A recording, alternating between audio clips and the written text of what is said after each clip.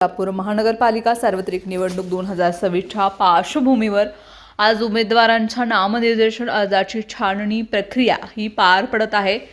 निवडणूक निर्णय अधिकारी यांच्या उपस्थितीत ही प्रक्रिया नियोजित वेळेनुसार सुरू करण्यात आली असून उमेदवार आणि त्यांच्या सूचक अनुमोदक व वकील यांच्या उपस्थितीमध्ये ही पाहायला मिळत आहे। अर्ज छाननी दरम्यान कोणताही अनुचित प्रकार घडू नये तसेच कायदा आणि सुव्यवस्था अबाधित राहावी यासाठी निवडणूक मुख्यालय आणि परिसरात कडक पोलीस बंदोबस्त तैनात करण्यात आला आहे। संवेदनशील ठिकाणी विशेष लक्ष ठेवण्यात आलं असून पोलिसांकडून खडेकोड आचारसंहिता आणि सुरक्षा नियम लागू करण्यात आलेत।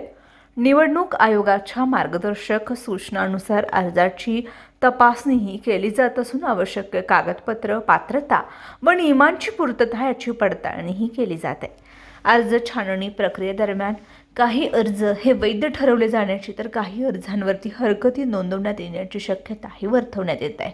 उद्या उमेदवारी अर्ज माघार घेण्याची प्रक्रिया होणार असल्याची माहिती निवडणूक अधिकारी यांनी दिली आहे।